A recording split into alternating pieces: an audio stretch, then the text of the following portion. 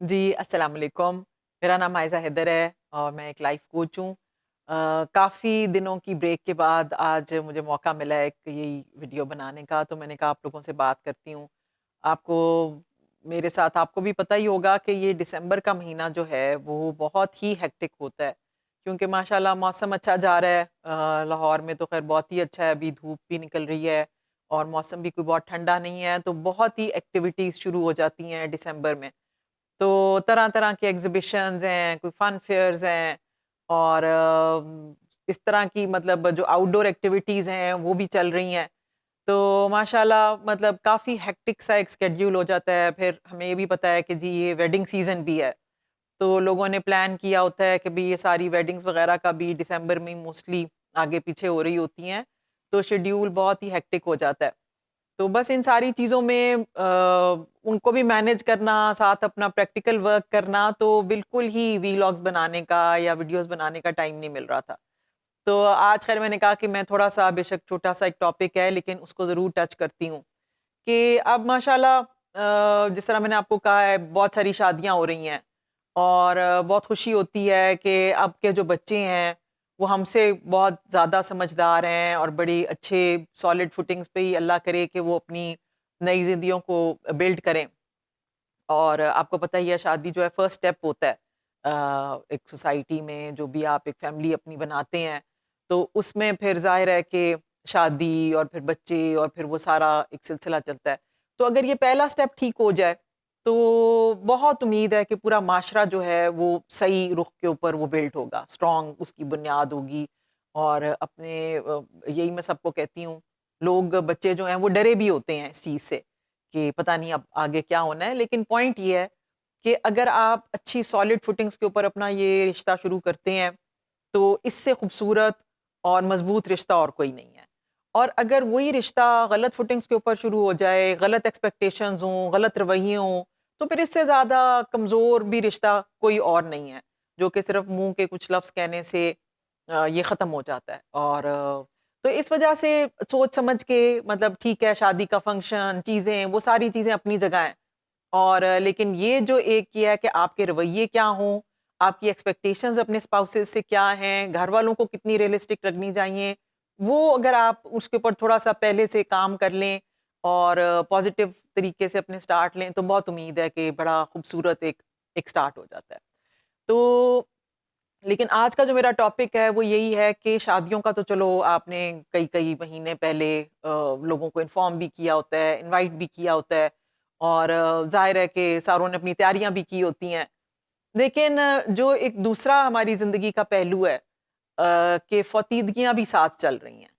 मतलब अभी पिछले महीने में ही ये जो अब पिछला नहीं, ये जो अब महीना जा रहा है, उसके अंदर हमारी फैमिली में 2 तरह की अमवात हुई हैं। और दोनों बिल्कुल एक दूसरे के बिल्कुल ही चूँकि कॉन्ट्रास्ट थी और 1 हफ्ते के अंदर ये दोनों फ़ौतीदगियाँ हुईं। तो उसकी वजह से काफ़ी एक इंसान जो है ना कुछ देर के लिए मतलब उसको आप क्या कह सकते हैं इंट्रोस्पेक्शन सी आपकी एक एक शुरू हो जाती है और जो आपकी भाग-दौड़ और ये सारा कुछ लगा होता है, थोड़ी देर के लिए इंसान पॉज़ करता है और सोचता है कि मतलब ये एंड है मतलब हमें पता तो सबको है मेरे ख़्याल में कि भई हमने फ़ौत होना है और ये ज़िंदगी टेम्परेरी है, लेकिन वो उसका इदराक एक तरह से नहीं होता जब हम एवरीडे अपनी ज़िंदगी गुज़ार रहे होते हैं। शायद यही अल्लाह की मसलियत है कि अगर हर वक़्त हम मौत का ही सोचते रहें तो मेबी कोई भी इंसान उस तरह हँसे बोले ना और कोई भी नॉर्मल काम ना हो सके, तो मेबी ये शायद अल्लाह की यही मसलियत है कि हर वक़्त हमें कोई अपना मरना याद नहीं रहता। लेकिन जिस वक़्त आप के सामने ये सिचुएशन होती है और आप फ़िज़िकली फिर जाते हैं और उस घर में बैठते हैं जहाँ से वो बंदा रुखसत हुआ होता है, अज़ीज़-ओ-क़ारिब को देखते हैं, तो कुछ चीज़ें फिर आपको बहुत, बहुत शिद्दत से आपको हिट करती हैं। तो ये जो 2 फ़ौतीदगियाँ थीं, वो इतनी अनएक्सपेक्टेड थी मतलब इस एक तो बिल्कुल अनएक्सपेक्टेड थी और जो दूसरी थी पहले मैं उसकी बात करती हूँ, कि वो एक एज्ड खातून थीं और बहुत ही खुशशक्ल, खूबसूरत जिस तरह कश्मीरी ख़वातीन होती हैं और माशाअल्लाह उनके बच्चे भी बहुत अल्लाह ताला ने 3 बेटे दिए, बेइंतहा खूबसूरत और स्मार्ट और तीनों की शादियाँ भी उन्होंने कर ली हुई थीं। और हस्बैंड भी बहुत इज़्ज़त करने वाले, और अल्लाह ताला ने माशाल्लाह दौलत भी खूब दी हुई थी। तो काफ़ी साल पहले, कोई 20 साल पहले उनको कैंसर डिटेक्ट हुआ, और उनका इलाज चल रहा था, और उनके घर वालों ने कोई कसर नहीं छोड़ी। जितना वो मैक्सिमम कर सकते थे, तो उन्होंने शहरों का, मुल्कों का कोई कोई लिहाज़ नहीं किया, और जहाँ-जहाँ से उनको कोई इलाज का बताता था और कोई होप होती थी, वहाँ पे वो जाते रहे हैं। तो माशाल्लाह तकरीबन 20 साल उन्होंने ये स्ट्रगल की कैंसर के साथ। कभी कैंसर ठीक हो गया, फिर दोबारा कहीं स्टार्ट हो गया। तो वो फाइनली पिछले हफ्ते मतलब हॉस्पिटलाइज़ थीं, और सारे उनके बच्चे उनके आस-पास मौजूद थे। ख़ावंद आखिरी वक़्त तक उनकी कोशिश करते रहे कि और मज़ीद टेस्ट और कोई सहूलतें और कोई चीज़ें हम उनको प्रोवाइड कर सकें। तो माशाल्लाह माशाल्लाह अल्लाह ताला ने एक बेहतरीन तरीके से उनका जो भी था वो आखिरी वक़्त गुज़ारा, और वो ख़ैर ख़ैरियत से सुपुर्द ख़ाक हो गईं। तो सबको पता था कि मतलब अब सिचुएशन उनकी बहुत डाउन है, और अपनी वो आई थिंक मेबी 70s में हों, या 70s के ही अंदर होंगी आई थिंक मोस्ट प्रोबेबली। तो वो एक एक नॉर्मल सा ये आपको लगता है कि ठीक है, अब ये एक एक्सपेक्टेड चीज़ है। जो दूसरी डेथ थी, वो मेरे नज़दीक तो एक जवान सा ही शख्स था, मेरे मेरे हस्बैंड का फर्स्ट कज़न, फूफो का बेटा। और वो मतलब बहुत एक क्वालिफ़ाइड सर्जन, डॉक्टर, और वो जो थे, उनका ये कि बीवी की कुछ साल पहले उनकी वफ़ात हो गई थी, बहुत खुशशक्ल वो भी डॉक्टर थीं, लेकिन वो कैंसर से अनफॉर्च्युनेटली बहुत जल्दी चली गईं हमारे लिहाज़ से। और एक ही उनका बेटा था, जो 2 साल का था, जिस वक़्त मेरे ख़्याल में माँ फ़ौत हुई है। तो आई थिंक उनकी जो डेथ थी, उसने सबको हिला के रख दिया, क्योंकि कोई प्रीवियस हिस्ट्री नहीं, कोई कोई लंबा-चौड़ा कोई ये नहीं, क्या कोई बीमारी हो, या लोगों को पता हो कि ये बंदा बड़ा बीमार है, या इसको कोई और मसला है, कुछ भी नहीं। एक हेल्दी चलता-फिरता डॉक्टर, सर्जन, और डेथ इस तरह हुई कि वो सर्जरी कर रहे थे। वो अपने ऑपरेशन थिएटर में मौजूद थे, उनका स्टाफ सारा मौजूद था, और 2 पेशेंट्स की उन्होंने सर्जरी करनी थी। एक को उन्होंने सर्जरी शायद कर भी दी, और दूसरे को उन्होंने जिस तरह इंसिजन देके खोला होता है कि भई अब इसका कोई पित्ते का या जो भी ऑपरेशन है वो करना है। तो वो इतना मैसिव एक हार्ट अटैक हुआ कि उन्होंने कुछ डिस्कम्फर्ट सा फ़ील किया, कुछ कुछ पीछे गिरे या जो कुछ भी, और ज़ाहिर है लोगों को पता चल गया कि भई कोई हार्ट का इश्यू है या क्या, और वो सारी टीम जो वहाँ पे मौजूद थी, जो उनकी अपनी ज़बानी जो वो आए हुए थे फ़ौतगी पे, जो भी उनका स्टाफ था।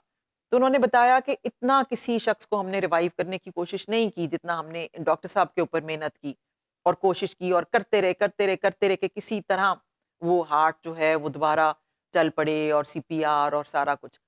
लेकिन वो अल्लाह की यही मर्ज़ी थी कि वो इतना मैसिव हार्ट अटैक था कि वो उसी जगह के ऊपर ही बावजूद सारी कोशिशों के, तो वो वफ़ात पा गए। तो सोचने की बात ये है कि मतलब ज़िंदगी इतनी एक अनप्रेडिक्टेबल है। हम जब अपनी भाग-दौड़ में लगे होते हैं, एवरीडे जब हम उठते हैं, कोई प्लान्स होते हैं, कोई आपकी कमिटमेंट्स होती हैं, कोई आपके टारगेट्स होते हैं, तो हम ये नहीं सोचते कि शायद आज हमारा आखिरी दिन हो। किसी के ज़हन में भी ये बात नहीं आती। लेकिन फैक्ट यही है कि ये चीज़ कहीं न कहीं हमारे सबकॉन्शियस की बजाय हमारे कॉन्शियस लेवल के भी ऊपर हमें हमें अपने रखनी चाहिए, कि हम जो इतनी लंबी-लंबी प्लानिंग्स कर रहे हैं, या हम जो कुछ भी कर रहे हैं, लेकिन ईच एंड एवरी डे जो है हमारी ज़िंदगी का, इट मस्ट काउंट। यानी कि अ, अब बेशक हम एक-एक दिन करके गुज़ारें, हमने फ्यूचर नहीं देखा, हमें नहीं पता कि कल होना है या नहीं होना, लेकिन हर दिन आपका एक पॉज़िटिव नोट के ऊपर होना चाहिए, और आपको या मुझे, मतलब हम सब जो इंसान हैं, हमें इस चीज़ का एक इदराक होना चाहिए कि ये हमारा आखिरी दिन भी हो सकता है। कुछ पता नहीं, मतलब कोई गारंटीज़ नहीं है हमारे पास।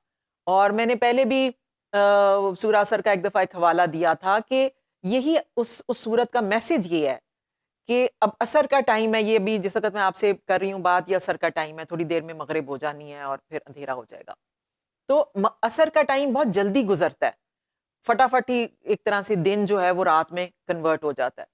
तो उसी तरह अल्लाह ताला यही हमें बताने की कोशिश कर रहे हैं कि तुम्हारा जो असल सरमाया है, वो तो तुम्हारा टाइम है, और वो जल्दी से ख़त्म हो रहा है। तो इसी की बेसिस के ऊपर आगे फैसला होना है कि जन्नत मिलनी है या जहन्नम का फैसला होना है। तो हमने कोई दिन भी ज़ाया नहीं करना। मतलब ज़ाया करने का मतलब ये है कि ठीक है, अगर कोई भी अपनी अपनी घरेलू ज़िम्मेदारियाँ भी मेहनत से अदा कर रहा है, कोई वर्किंग वुमन नहीं भी है, वो घर के अपने काम-शाम कर रही है, तो वो एक एक आपका सरमाया है कि आप ठीक है, आप पॉज़िटिव काम कर रहे हैं, कोई नेगेटिविटी में नहीं गए हुए और हर चीज़ के साथ-साथ आप अल्लाह का शुक्र अदा कर रहे हैं और खुशी-खुशी अपना काम कर रहे हैं। कोई परेशानियाँ भी आती हैं, तो उनको अच्छे तरीके से उनको उनके साथ डील कर रहे हैं, पॉज़िटिविटी रख रहे हैं, अल्लाह का शुक्र अदा कर रहे हैं, तो मेरे ख़्याल में इतना ही सिंपल एक टास्क है। कोई उसमें बहुत कॉम्प्लिकेशन नहीं है। जिनके कहते हैं वो शेर भी बना हुआ है, जिनके रुतबे हैं सिवा उनकी सिवा मुश्किल है। जो ज़्यादा बड़े लोग हैं, जिन्होंने ज़्यादा बड़े-बड़े काम करने हैं, जिनकी ज़्यादा बड़ी ज़िम्मेदारी हैं, उनका और तरह से है, अल्लाह करे कि वो भी अपनी उन ज़िम्मेदारियों में सुरखरू हो सकें। लेकिन हमारे जैसे जो आम बंदे हैं, जो कोई इतना उनके ऊपर ज़िम्मेदारियाँ नहीं, अपना घर है, कोई छोटे-मोटे अपने काम हैं, कोई कोई आपके छोटे-मोटे से टारगेट्स हैं, तो हमें तो बहुत खुश होना चाहिए, हमें तो बहुत ज़्यादा रिलैक्स्ड होना चाहिए, हमें तो बड़ा भरपूर तरीके से इस ज़िंदगी को सेलिब्रेट करना चाहिए, कि हम कोई भी काम करें तो खुशी हो, रिलैक्सेशन हो, अल्लाह से उम्मीद हो कि हम एक अच्छी ज़िंदगी गुज़ार रहे हैं, तो अल्लाह ताला आगे भी हमारे लिए आसानियाँ करे। तो हमें हर वक़्त पॉज़िटिविटी रखनी चाहिए और शुक्र की हालत में रहना चाहिए, अल्लाह से गिले-शिकवे नहीं होने चाहिए, लोगों से बहुत ज़्यादा गिले-शिकवे नहीं होने चाहिए। क्योंकि इन द एंड जिनके साथ भी आपके गिले-शिकवे हैं, उन्होंने अल्लाह के सामने ही पेश होना है और अगर उन्होंने कोई ज़्यादतियाँ की हैं, तो वो इवेंचुअली वो खुद ही फँसेंगे और अपने आप को ही मुसीबत डालेंगे। तो इसलिए मेरे ख़्याल में बिल्कुल हर बंदे को रिलैक्स्ड होके अपनी आखिरत का सोचना चाहिए। ज़िंदगी तो अच्छे से अच्छे बंदे की भी गुज़र जाएगी, बुरे से बुरे की भी गुज़र जाएगी। लेकिन जो ये मौत है, ये जो हमारा एक एक ब्रेक आ जाएगी इस ज़िंदगी और उस ज़िंदगी के दरमियान, वो हमारे लिए एक ज़रूर एक एक लम्हा फ़िक्रिया होना चाहिए कि क्या हम उस टाइम के लिए, क्या हम उस रात के लिए प्रिपेयर्ड हैं, जब हम अपने बड़े-बड़े घरों से निकल के, हम अपने महल्लात जैसे घरों से निकल के, हम अपने कंफर्टेबल घरों से निकल के, जहाँ हमने हर चीज़ अपनी सहूलत के मुताबिक बनाई होती है, क्या हम उस रात के लिए प्रिपेयर्ड हैं कि जब हमने अकेले वहाँ पे होना है और फिर एक ज़माना गुज़रना है और उसके बाद फिर हम दूसरी ज़िंदगी के लिए दोबारा उठेंगे और दोबारा अल्लाह के सामने खड़े होंगे और अपना हिसाब-किताब करेंगे। तो मेरे ख़्याल में जो लोग जिनका ध्यान इस चीज़ पे पड़ जाता है, वो बहुत ही खुशकिस्मत हैं और शायद इसीलिए अल्लाह ताला हमें ये खुशी-गमी साथ-साथ दिखाता रहता है कि हम उस चीज़ को भूलें ना, कि अपनी खुशियों में हम इतने बढ़ जाएँ कि हर नाफ़रमानी करने के लिए भी तैयार हो जाएँ। तो अपने आप को हद में रखें और किसी लम्हे भी हम इस दुनिया से जाने के लिए एक तरह से रेडी हों, मेंटली रेडी हों और हमें पता हो कि जितनी भी हम लंबी प्लानिंग्स कर रहे हैं, हमें नेक्स्ट स्टेप का नहीं पता कि अगला लम्हा हम इस दुनिया में होंगे या नहीं होंगे।